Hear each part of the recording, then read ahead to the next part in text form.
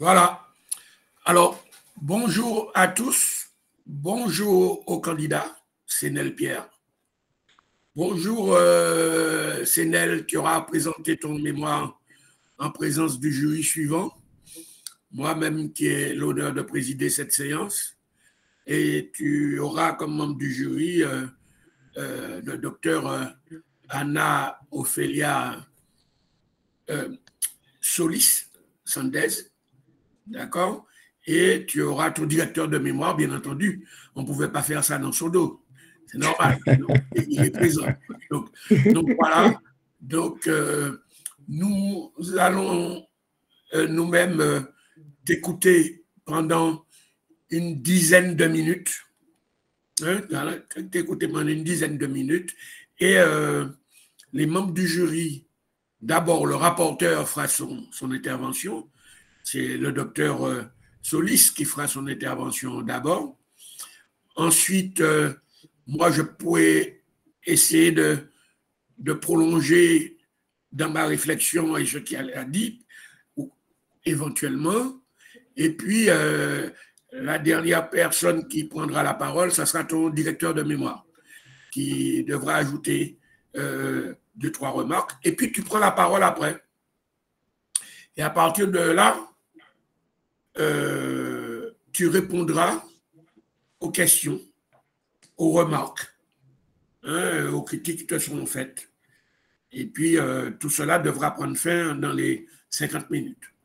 Donc, tu as la parole pendant 10 minutes. Tu voudras bien commencer, s'il te plaît. Nous t'écoutons.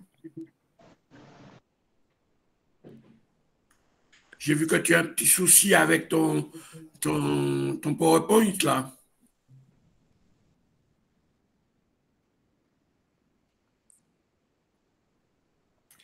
Tu as un problème de connexion. Alors, vous savez, les membres du jury le savent très bien, aussi bien Jean-Michel Cana. Vous savez que parfois, dans le pays, nous avons des problèmes de connexion dans le pays. Moi, j'y suis pareil, c'est pourquoi je suis connecté. Je suis en Martinique, voilà, en ce moment. Ouais. Et donc, ça arrive qu'en Haïti, suivant la zone, qu'il y ait quelques petits problèmes de connexion.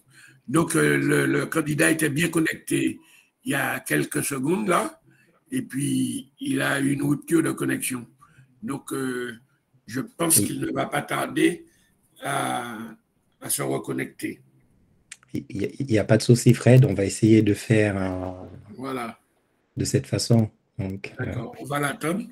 Ouais. Nous comprenons. Anna, je crois qu'on n'a jamais eu de visioconférence ensemble. C'est la première fois que je te vois. Tout à fait, oui. C'est bien ça. Jean-Michel, oui, c'est la deuxième fois, je crois, non? Tout à fait, c'est la deuxième fois, oui. Voilà, oui. OK. Bon. Et puis, nous avons des soutenances du 1er jusqu'au 8, de 15h à 20h tous les jours. Trois soutenances par jour? Non, un peu plus, environ 4, je crois. 4? D'accord. Ah oui, c'est vrai. Non. Non, c'est parce que comme moi, j'en ai 3 aujourd'hui, donc je me suis dit, mais... On t'a donné 3 aujourd'hui? Tu en as 3 aujourd'hui? Ouais. Ah, c'est le seul créneau que j'ai. Ah ouais. Après, je suis tellement pris avec la rentrée que c'était difficile. Ma caméra déconne, mais c'est pas grave. Alors, Sénel, il est là. Tu es revenu parmi nous, bienvenue. Hein? Et donc, tu as la parole, 10 minutes pour t'exprimer. Est-ce que tu as entendu quand j'ai rappelé les règles du jeu? C'est-à-dire le rapporteur, après ton intervention, le rapporteur intervient. Ensuite, moi-même, en tant que président. Ensuite, ton directeur de mémoire. Et ensuite, toi, tu as la parole pour répondre aux remarques, aux questions qui ont été formulées par les 3 membres du jury. D'accord? Sénel, tu as bien entendu? Merci. Merci, honorable président, de m'avoir accordé la parole pour la présentation de mon travail de recherche en vue de l'obtention du grade de maître en droit public et sciences politiques. D'abord, je voudrais remercier les honorables membres du jury d'avoir été disposé et disponible pour examiner et apprécier mon travail de recherche. Je voudrais remercier d'une façon spéciale les docteurs Jean-Michel Etienne, mon directeur de mémoire, pour ses conseils et ses commentaires pendant tout le processus de la rédaction de ce mémoire. Je remercie également tous les professeurs et le staff de l'IUS. Notre présentation est structurée de manière suivante: introduction et justification, la problématique, la méthodologie, les principaux résultats, la conclusion et perspective. Dans le contexte international, la littérature existante sur l'impact de l'instabilité politique sur la croissance économique est très riche. Cependant, dans le contexte haïtien, les recherches réalisées sur cette thématique sont très limitées. Une des plus récentes études réalisées sur cette thématique est celle de Thomas Lalime. Elle a été publiée en 2010. Elle a couvert la période 1970 à 2008. Elle n'a pas tenu compte de l'impact de l'instabilité politique sur l'accès à la santé, à l'éducation et à la sécurité publique. Donc, pour combler ces vides, d'où l'importance du choix de notre sujet, impact de l'instabilité politique sur la croissance économique en Haïti de 2016 à 2024. Notre problématique est la suivante: quel est l'impact de l'instabilité politique sur la croissance économique en Haïti? Pour répondre à cette problématique, nous avons formulé 5 hypothèses nulles.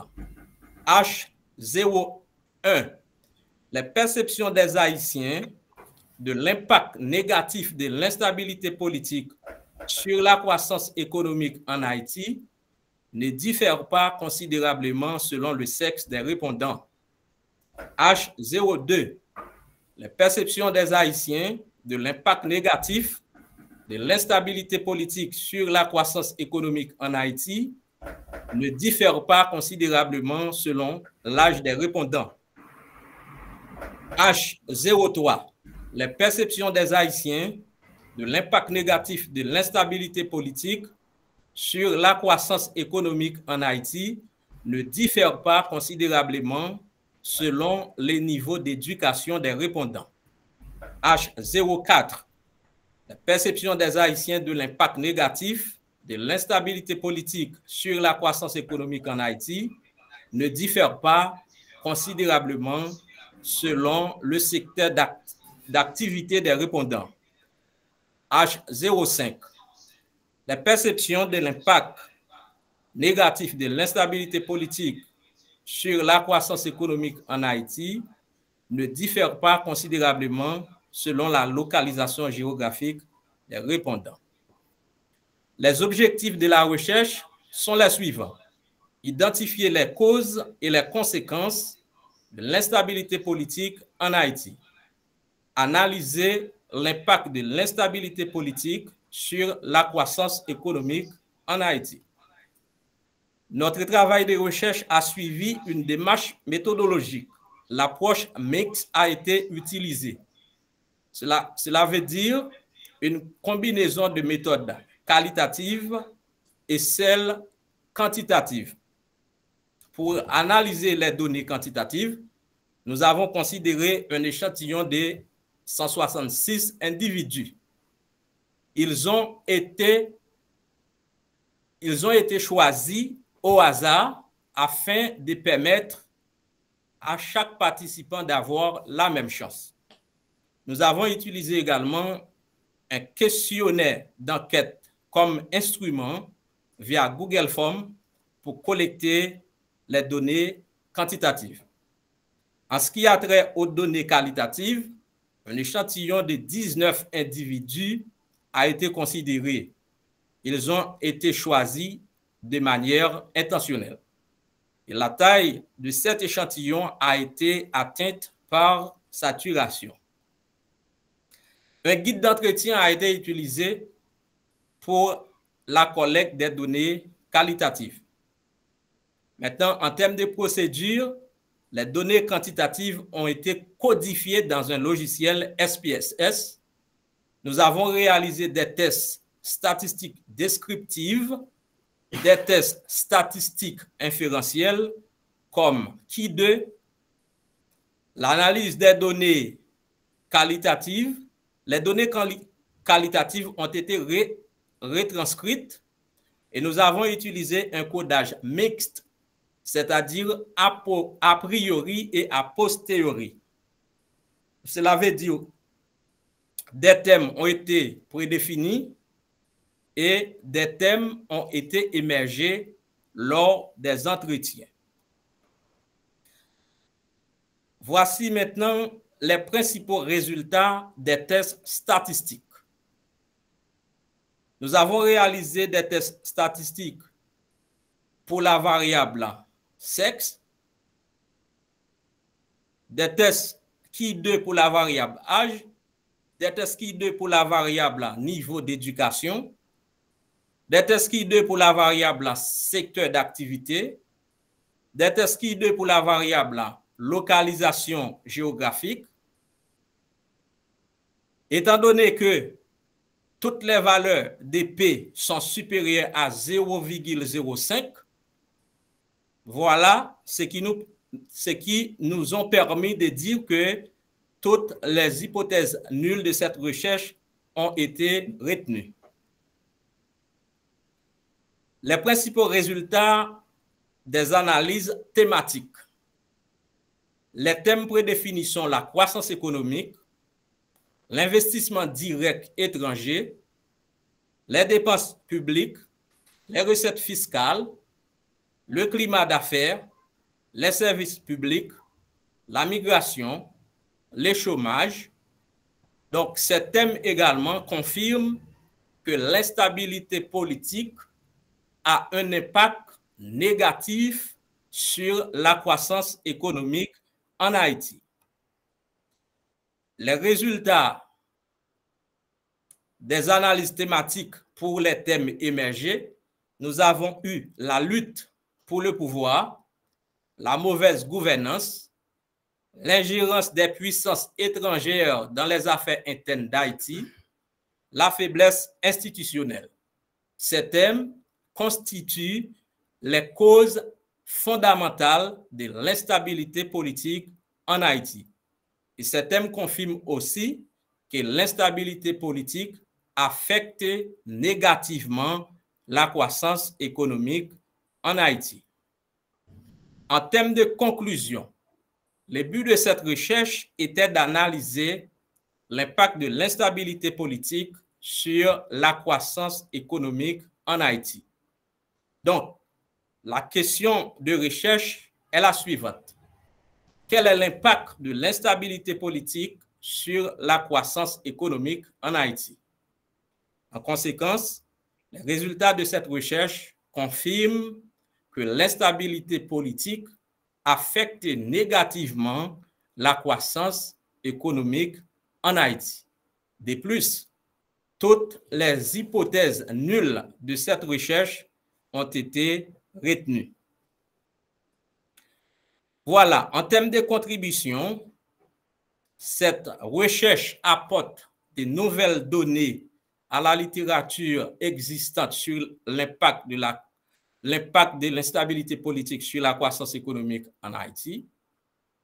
Les décideurs politiques pourront également l'exploiter à des fins politiques, socio-économiques et managériales afin de promouvoir la stabilité, la paix, la sécurité, la bonne gouvernance, etc.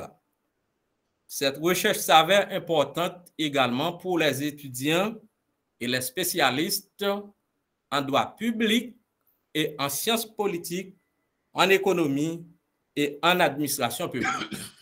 Cette recherche a également certaines limites. Par exemple, la validité externe des résultats constitue aussi des limites.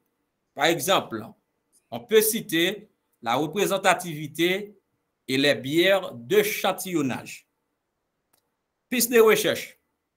Suite aux différentes limites submentionnées, nous recommandons à d'autres chercheurs d'approfondir cette recherche.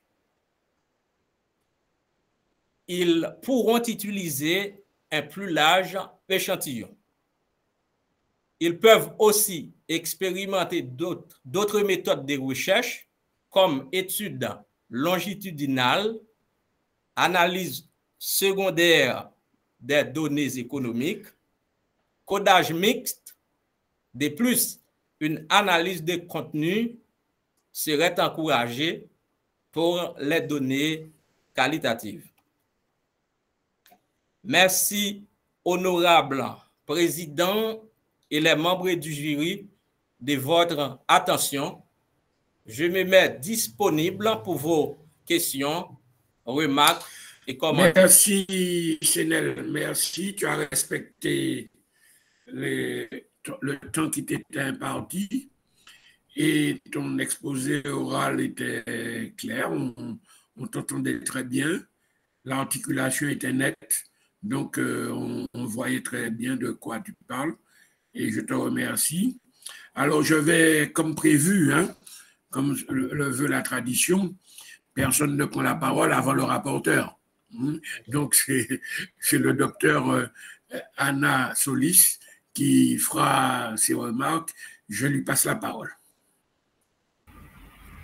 Merci beaucoup, Fred. Bon, tout d'abord, mes félicitations à vous, Monsieur Pierre, pour arriver jusqu'ici. Merci beaucoup. Et bon, j'ai noté 3 questions d'intérêt sur votre exposé. Avant de passer aux questions, je voudrais juste vous dire qu'il me semble que votre méthodologie était rigoureuse et donc vous avez pu mettre mis en lumière, n'est-ce pas, des points cruciaux pour la compréhension de ces phénomènes. Donc, tout d'abord, ma première question serait sur les canaux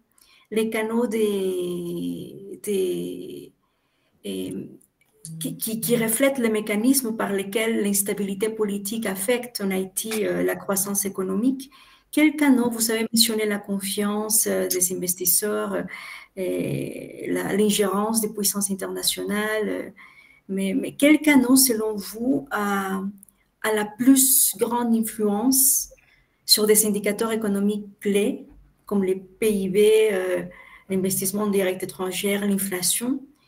Et si vous pouvez toucher un peu, il me semble que, bien sûr, 2024, c'est une année difficile, mais 2023, des investissements en Haïti n'étaient pas si mauvais que ça en comparaison aux autres années. Je ne sais pas si vous avez pu toucher ces points pendant vos recherches. J'aimerais savoir un peu plus, s'il vous plaît. Et je pense, avant de faire les deux autres questions, quelle serait votre préférence? Je vous pose les 2 questions ou vous souhaitez d'abord répondre à cette première? Donc, vous pouvez poser les 2 autres questions. Donc, moi, je note. Très bien. Donc, oui, pour la 2e question, vu votre méthodologie, j'ai beaucoup apprécié que vous avez mis en lumière un peu les limites de votre méthodologie. Et cependant, en fait, comment est-ce que vous pensez que les limitations que vous avez exposées affectent en quelque sorte la généralisation de vos hypothèses? Elles sont bien, certes, validées, mais comment est-ce que les limites peuvent affecter la généralisation de vos hypothèses? Et en 3e question, vous avez clairement parlé des apports de votre thèse. Cependant, je voudrais savoir quelles propositions concrètes de politique publique vous feriez pour atténuer l'impact négatif de l'instabilité politique sur l'économie haïtienne. Voilà. Anna, tu nous passes la parole ou tu as terminé pour l'instant? J'ai terminé de poser mes questions. Okay. Merci, Fred. Voilà. Eh bien, moi, effectivement, moi aussi, j'ai apprécié la présentation orale, comme je l'ai dit, de candidat. La présentation écrite, le document lui-même. Il y a quelques déséquilibres, quelques imperfections, hein, c'est-à-dire on ne met pas vraiment de titre dans l'introduction, ça ne sert pas vraiment. Il y a quelques problèmes de succession de titres à l'intérieur du corps du texte, mais ce sont des choses de forme, hein, ce sont des présentations qu'il faut soigner, hein. Mais globalement, on peut dire que la présentation orale et la présentation écrite ont respecté les normes académiques attendues par un jury. D'accord? Dans la présentation écrite, je trouve que j'ai beaucoup apprécié aussi le fait, la revue de littérature. Sauf que dans la revue de littérature, quand tu parles de Klein, par exemple, dès l'introduction, tu le cites, et ce n'est qu'après, dans le chapitre 1, que tu fais sa référence, que tu donnes sa référence. Donc, quand tu donnes pour la première fois le nom d'un auteur, il faut mettre sa référence. Hein, Klein 1950 ou Klein 2010, il faut le donner. Mais tu donnes d'abord le nom, et puis c'est quand tu le recites de nouveau dans le chapitre 1, parce que tu le cites dès l'introduction, hein, dès la première page, mais c'est surtout au chapitre 1 que l'on a sa référence. Hein. Donc, tu ne cites pas les auteurs sans donner la référence avant. D'accord? Ensuite, j'ai beaucoup aimé aussi la délimitation du sujet. La délimitation du sujet. Sénel, je te propose de rester concentré, d'accord? J'ai beaucoup aimé la délimitation du sujet et donc le fait qu'il est passé en revue. La revue de littérature aussi n'est pas mal. Elle est assez exhaustive et tu montres les limites de certains travaux qui ont été faits dans ce sens, qui ont été avancés. Et l'analyse empirique, bon, je suppose que ton directeur de mémoire t'a tenu la main pour que tu sois un peu rigoureux là-dessus, parce que j'ai trouvé que déjà le cadre méthodologique, tu le précises très proprement. On voit en tout cas, on voit ce que tu ne veux pas faire. Hein? On voit aussi ce que tu veux faire, mais on voit ce que tu ne veux pas faire. Et ça, c'est très important que les lecteurs sachent qu'on ne va pas trouver ça dans mon travail, mais on va plutôt trouver ça. Hein? Ça, il est bien aimé ça aussi. Alors, sur l'analyse empirique, tu devras, quand tu reprendras la parole, nous dire un petit peu plus sur l'analyse empirique, expliciter un peu plus tes résultats. Et puis, la discussion, qu'est-ce que tu dirais, mais tu vas répondre après, à quelqu'un qui te dit, mais Monsieur Sénel-Pierre, c'est évident que quand il y a instabilité politique, qu'il y a problème de croissance économique. Alors, comment tu réagis pour un individu quelconque, pas spécialement un membre du jury, un individu quelconque qui te dit, mais tu n'as pas besoin de faire des équations pour ça, c'est évident pour tout le monde. Et donc, et là où tu n'as pas insisté, mais je crois que le docteur Anna Solis l'a dit, les canaux de transmission qui te permettent d'arriver à ta conclusion, les problèmes sur la croissance. Tu n'as pas insisté sur les canaux de transmission. Donc, tu notes tout ça et puis on va entamer la discussion à partir de là. Avant que tu ne répondes, peut-être que ton directeur a des choses à nous dire et je lui passe la parole immédiatement. Ok, merci Fred pour cette prise de parole. Ainsi, Maître Pierre, merci, et aussi à Anna. Avant de commencer, j'ai besoin de savoir combien de temps est-ce que j'ai. Parce que tout dépend du termine, tous on termine, ça dure 1 heure. Donc on a commencé à 15h10, on finit à 16h05, un peu moins d'1 heure. On doit finir à 16h05, donc tu gères. Ok, parfait. Tout d'abord, avant de commencer, Monsieur Pierre, je dispose on va dire, d'un document beaucoup plus complet, beaucoup plus détaillé. Si jamais vous souhaitez reprendre, on va dire, votre travail plus tard, vous pouvez toujours vous procurer, on va dire, ce document qui est avant tout une sorte de marche à suivre pour pouvoir perfectionner votre recherche.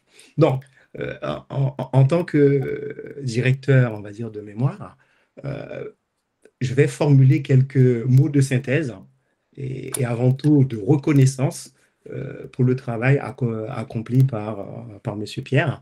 Le mémoire s'attaque, on va dire, à une question assez sensible et assez déterminante pour l'avenir d'Haïti, à savoir les effets de l'instabilité politique sur la croissance économique récente.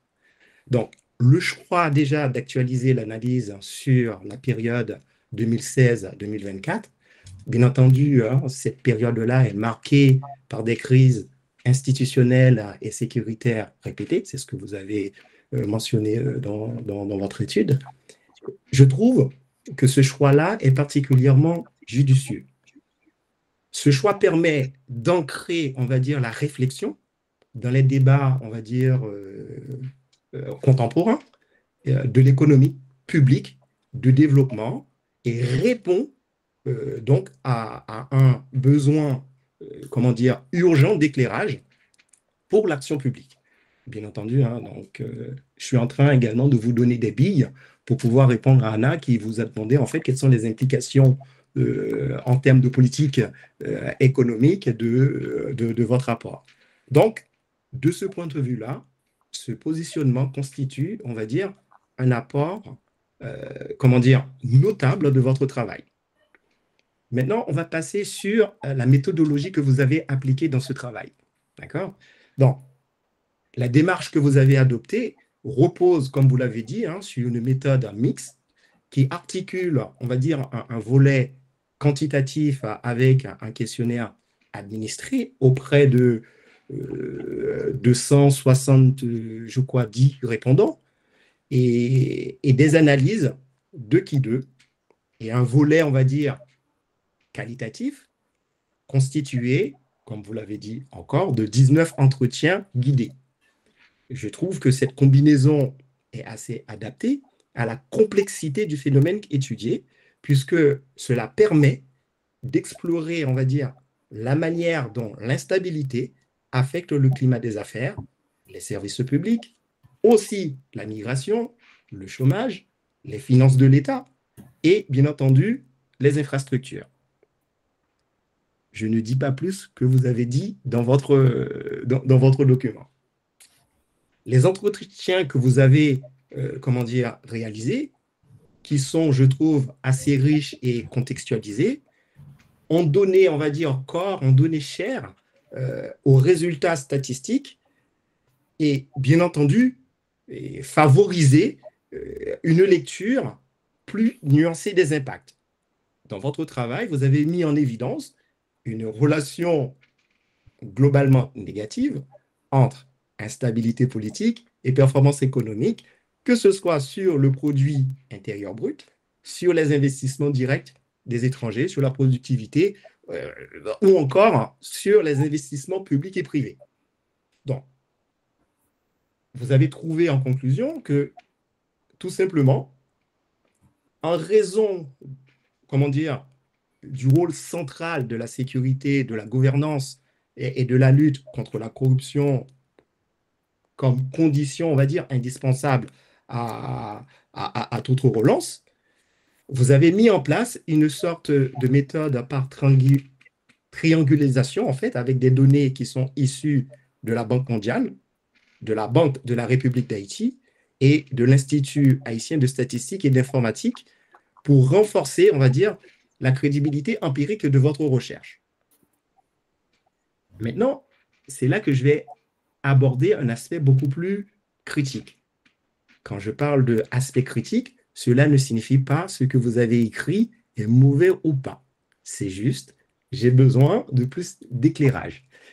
Mais ce ne sont pas des éclairages pour lesquels j'attends une réponse. parce qu'on en avait déjà discuté. D'accord? On en a déjà discuté, mais vous pouvez tout simplement, à partir, de ce que je vais vous apporter comme critique, nourrir votre réflexion en termes de réponse aux questions qui vous ont été posées. C'est uniquement ça. Donc, certaines marges de progression méritent d'être relevées. Lesquelles? D'abord, les hypothèses formulées au départ, j'ai trouvé que c'était assez général et ces hypothèses pourraient gagner à être précisées en fonction des canaux explicites. Ça renvoie directement à une des questions qu'on vous a posées. Que sont ces canaux explicites-là? C'est-à-dire la relation entre sécurité et investissement, gouvernance et corruption, ou encore continuité des services publics et aussi la dynamique migratoire. OK? Sur le plan, on va dire quantitatif, l'appui exclusif sur les Q2, d'accord, hein, parfois souvent non significatif, il faut le reconnaître, limite la portée explicative des résultats. Le recours à des modèles, on va dire, multivariés, tels que les régressions logistiques ou bien les modèles ordonnés ou encore les modèles de série temporelle que vous avez mentionnés, hein, de type des modèles à correction d'erreurs, hein, ou des modèles VAR, d'accord, pour chercher des liens causaux, aurait été plus utile dans ce type de travail. D'accord? Ça, c'est l'aspect quantitatif. C'est une façon pour vous dire, faire uniquement des statistiques descriptives limite la portée de vos résultats. D'accord? Ça décrit uniquement, mais ça n'explique pas. Du côté qualitatif, d'accord, hein, une diversification plus poussée, hein, des profils interrogés et une hiérarchisation thématique plus resserrée aurait permis d'éviter certaines redondances et d'intégrer plus harmonieusement, d'accord, hein, les deux volets grâce à des tableaux de jointure explicites. En gros, ce que je suis en train de vous dire, vu la complexité des thématiques que vous avez à traiter, j'en doute que 19 individus suffisent à atteindre la saturation thématique. D'accord? Et évidemment, hein, donc vous allez apporter des réflexions, c'est-à-dire comment vous avez choisi votre échantillon, est-ce que les profils sont suffisamment hétérogènes pour que, on va dire, toutes les thématiques pertinentes pour la problématique soient ressorties. C'est ce que je suis en train de vous dire. Et enfin, sur le plan formel, hein, Fred l'a repris, donc je n'ai pas besoin de le dire. Des corrections, on va dire, typographiques et la normalisation stricte des références bibliographiques doivent être envisagées tout simplement pour atteindre le niveau attendu d'un travail académique de master. Donc, c'est une façon pour vous dire, quand vous avez une bibliographie, il y a un standard académique attendu. Quand vous citez une référence, et également. Donc, dans votre citation, c'était assez hétérogène. Vous avez compris, hein? Là, je pinaille un peu. D'accord? Donc, puisque c'est le lieu d'une discussion, donc on discute et après, vous pouvez apporter vos réponses là-dessus. Donc, en conclusion, je souhaite vraiment souligner la contribution scientifique et pratique de votre mémoire. Il apporte avant tout une mise à jour empirique, rare sur cette période récente, peu couverte, d'accord, et propose une vision multidimensionnelle qui, tout simplement, articule performance macroéconomique et conséquences sociales et institutionnelles. Parce que vous mobilisez des données issues, on va dire, d'institutions pour réaliser votre travail empirique. C'est à la fois un apport, on va dire, pour la communauté académique et aussi pour les décideurs publics.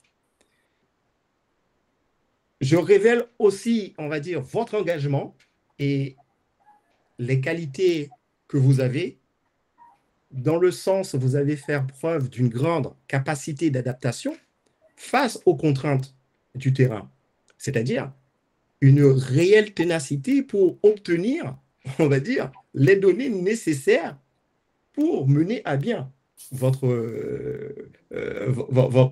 travail de recherche. Et on le sait tous, dans ce contexte actuel, c'est assez difficile. Je ne vais pas revenir sur la remise en cause de l'utilisation de Google Forms ou bien de WhatsApp pour mener à bien, comment dire, la collecte des données. D'accord? Donc, je note uniquement que dans certaines situations, on ne peut pas trouver mieux. Donc, au vu de l'ensemble du travail et bien entendu les échanges que vous allez avoir avec les membres de jury, je ne peux qu'émettre, on va dire, un avis favorable à la validation de votre mémoire. Bien entendu, mon avis est conditionné, comment dire, aux réponses que vous allez apporter aux membres du jury. Et pour finir, donc, je remercie les membres du jury pour la qualité, on va dire, de leurs questions et peut-être plus tard leurs recommandations, et ainsi que toutes les institutions qui ont contribué à l'enquête et aux entretiens, et aussi au secrétariat, par exemple, de l'UIS. Et voilà, et je vous laisse la parole, M. Pierre. Merci Jean-Michel. Merci pour ton intervention. Je vais passer la parole assez vite à Alain Pétran qui doit répondre à nos remarques, à Anna d'abord et à moi ensuite, et puis s'il a des choses à ajouter suite à l'intervention de son directeur de mémoire. Merci, honorable président. En ce qui a trait aux questions des docteurs Anna, je vais commencer par la première question, et en parlant des canaux. Tout d'abord, selon ma recherche, nous avons constaté que l'investissement direct étranger donc, a subi plus de conséquences en ce qui a trait à la croissance économique en Haïti. Puisque dans un pays, quand un pays, n'est-ce pas, est instable, les investisseurs étrangers cherchent, par exemple, des pays plus stables afin qu'ils puissent investir. Donc, voilà pourquoi je dis que l'investissement direct étranger a subi plus de conséquences en ce sens. Autre aspect, en ce qui a trait à l'investissement direct étranger, les investisseurs parfois recherchent des actifs. Par exemple, je veux parler des ressources naturelles disponibles, des matières premières et des main-d'œuvre non qualifiées à bon marché et des actifs technologiques et d'infrastructures physiques donc pour faire les investissements. Par exemple, dans un pays instable comme en Haïti, donc voilà pourquoi les investisseurs ont des doutes, donc ils ne vont pas vraiment investir en Haïti pendant cette période d'instabilité dont nous parlons. En ce qui a trait aux limites, par exemple, aux limites de cette recherche, donc en tant que scientifiques, nous devons être prudents. Nous devons être prudents. Par exemple, quand on fait des tests statistiques, on peut avoir également des difficultés de codification. Donc, voilà pourquoi on a fait ressortir donc, les limites, n'est-ce pas, de cette recherche. En ce qui a trait à un moyen pouvant atténuer donc l'impact négatif sur la croissance économique en Haïti. Donc, un indicateur indispensable, c'est la stabilité. Et je voudrais définir la stabilité selon GACPA 2019. La stabilité politique est la capacité d'un pays à assurer la continuité de ses institutions, à garantir la paix sociale et à maintenir le respect des droits. Donc, en Haïti, toutes ces choses donc, subissent des conséquences donc, négatives. Voilà pourquoi et la stabilité donc, est l'indicateur indispensable à proposer donc, pour qu'il y ait au moins une amélioration sur la croissance économique en Haïti. En ce qui a trait aux remarques du Dr. Fred, donc nous avons noté et nous remercions également Dr. Fred. Donc, nous allons essayer de faire les corrections nécessaires afin de peaufiner le travail. Donc, et Dr. Jean-Michel également, donc, on fait des remarques et nous allons essayer de passer en revue ces remarques donc, afin de pouvoir donc, apporter toutes les corrections nécessaires pour permettre à ce que ce travail soit plus peaufiné. Merci beaucoup. Alors, merci, Cénel. Avant de repasser, parce qu'on a encore 2 ou 3 minutes devant nous, avant de repasser la parole aux membres du jury qui le souhaiteraient, je voulais te demander, visiblement, parce que tu n'as pas été mon étudiant, parce que je n'enseigne pas en droit, j'enseigne en économie, mais une question, tu es juriste ou tu es économiste? Je suis juriste. Et qu'est-ce qui t'a attiré sur un sujet éminemment économique?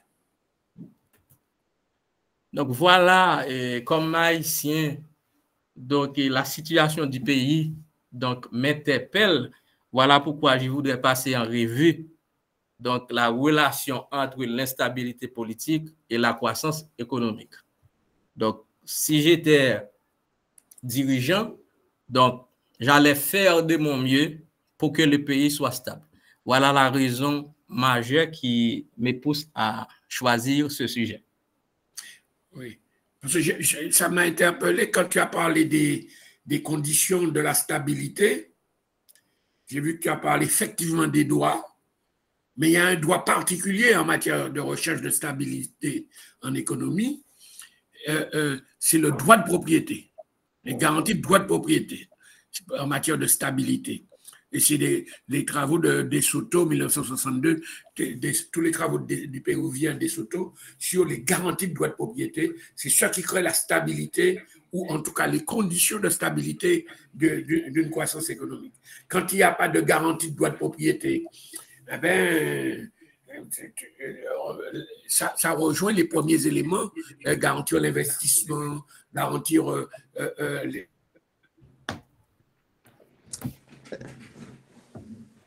D'ailleurs, c'est un des canaux qui explique l'impact de l'insécurité sur la croissance économique.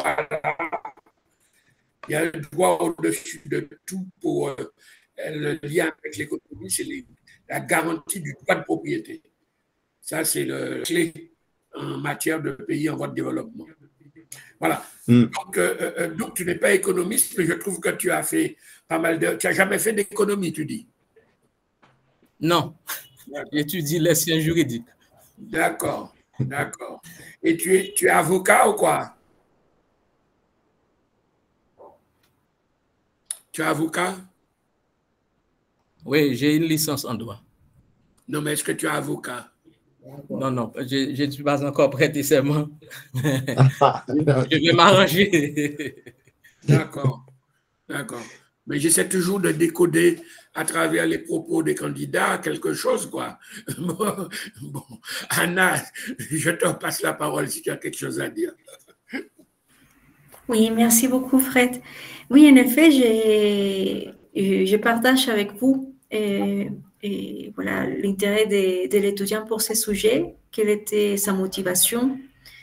Et donc, je pense que, comme haïtienne aussi, vous êtes consciencieux des en fait, quelques aspects sur votre travail, par exemple, qui sont très difficiles à étudier, à avoir des chiffres là-dessus, comme disait Jean-Michel, Étienne aussi. Et la diaspora haïtienne, en fait, la diaspora haïtienne constitue aussi une source de, on peut dire, investissement important, mais c'est très difficile à quantifier. Et être consciencieux aussi de l'aspect de l'aide humanitaire, on va dire humanitaire, mais on va prendre ça avec des pincettes parce qu'on sait qu'il y a beaucoup d'intérêts qui sont là autour. Une aide humanitaire qui, soi-disant, était censée être à 100%, mais si je ne me trompe pas, dans les chiffres de Sogebank, peut-être vous en avez touché, et l'aide humanitaire s'est réduite aussi. Donc, il y a beaucoup, c'est vrai que c'est une sphère très, très complexe de saisir et avec un carrefour très, très grand d'intérêts divers. Mais pour la suite, et ma suggérance, c'est de peaufiner votre méthodologie, surtout par rapport au commentaire qu'a fait votre directeur, la saturation avec 19 membres, je me joins à son commentaire, je vois ça un peu difficile, mais en termes généraux, je trouve que vous savez su naviguer sur ces sujets difficiles à cerner, avec des propositions bien concrètes, surtout par l'ambiance internationale courante qui nous touche à tous. C'était ça mon commentaire, Fred. Merci, Anna. Alors, Jean-Michel, est-ce que tu as une dernière remarque à faire au candidat? C'est juste une dernière remarque sous forme de question. Mais bon, le candidat, il est libre de répondre ou de ne pas répondre. Parce que je vais sortir du cadre, on va dire, de la recherche. Et je vais faire de la recherche, on va dire, fiction. Oui. Admettons que vous soyez au pouvoir aujourd'hui. Comment vous pouvez utiliser, on va dire, ce que vous avez trouvé comme résultat pour prendre une action en ce qui concerne l'impact de l'insécurité sur la croissance du pays. Quelle serait votre première action?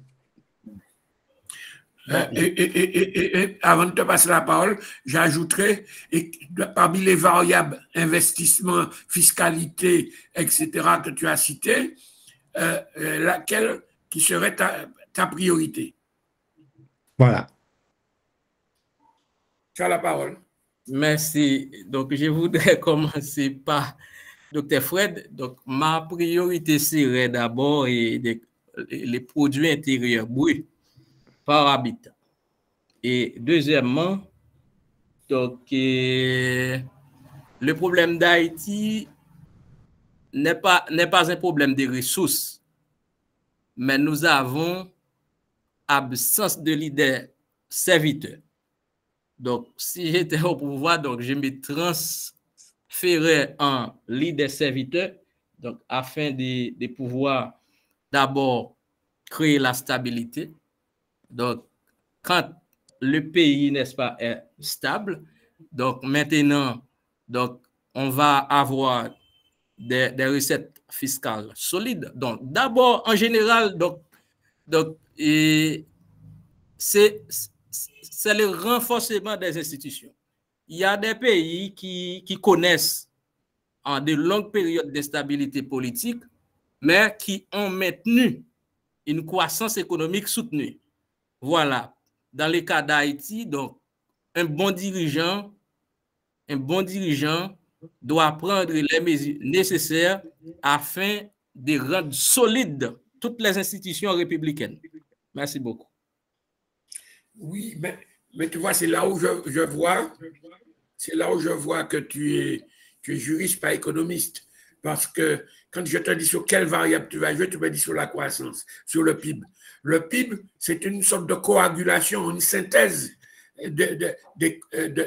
des actions menées sur les variables, sur l'investissement, sur la fiscalité, sur l'emploi, etc. Mais si tu veux agir sur le PIB, il faut passer par les variables. Il faut passer par l'une des variables. Tu n'agis pas directement sur le PIB. Le PIB n'est qu'une synthèse de toutes les actions menées sur les différentes variables macroéconomiques, tu vois. Ce n'est qu'une synthèse. Ouais. C'est une résultante, tu vois.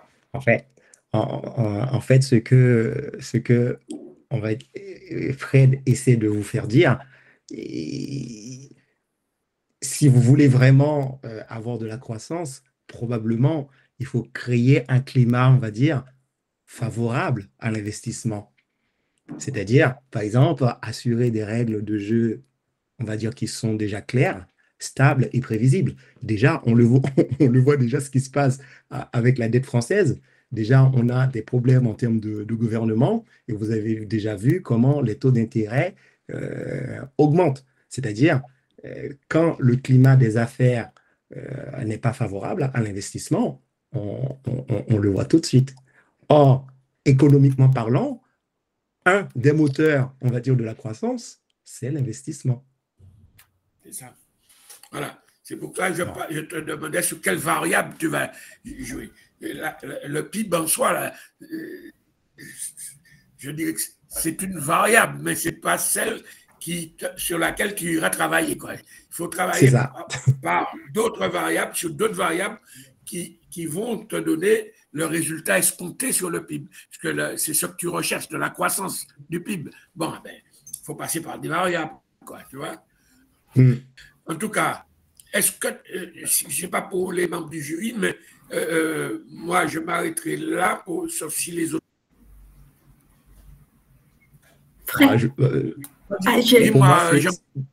Pour moi, c'est bon aussi, donc je n'ai pas d'autres questions. Bon. Anna. Oui, je suis juste curieuse de savoir, s'il vous plaît, Senel, avez-vous lu les rapports de Soge Bank ou juste savoir si vous avez eu l'opportunité de les lire ou pas? Non, docteur Anna, je n'ai pas lu donc, le rapport de la Soge Bank. Donc, j'ai eu la chance de lire les rapports de la BRH et de la SL et celui de la Banque mondiale. Ok, très bien. Donc, c'est juste mon dernier commentaire. C'est quand vous aurez le temps de vous amuser, on peut les lire. S'il vous plaît, faites-le parce que je pense que là, vous pouvez saisir un peu ce que Fred disait sur voilà, comment favoriser, comment acheminer l'Haïti, avoir un éclairage sur quels éléments vraiment saisir pour acheminer une stabilité politique qui puisse aller main de la main avec stabilité économique et après croissance économique. Un meilleur développement. Alors, c'était mon dernier commentaire, Fred. Merci Anna, mais on n'a pas souvent l'occasion de se faire plaisir. Mais je dirais que le rapport de la Soge Bank que tu as lu est rédigé par un ancien de l'IES qui a fait le Master 2, Économie-Gestion. Il a été rédigé par un de nos étudiants. Voilà. Donc, Senel, si tu veux dire une dernière chose avant de nous abandonner. Merci, honorable président. D'abord, je voudrais remercier les honorables membres du jury d'avoir été disponibles pour apprécier mon travail de recherche. Je voudrais également remercier les différents amis qui ont suivi cette soutenance, spécialement mon épouse qui est en train de suivre cette soutenance à l'étranger. Et nous avons également des missionnaires étrangers qui ont suivi également donc, cette soutenance. Merci au travail. Et bonne continuation à toi aussi. Et puis, bon courage pour le reste. Merci beaucoup. Merci à vous, Pierre. Bonne continuation, Pierre. Merci. Voilà. Alors, comme on ne change pas une équipe qui gagne, on va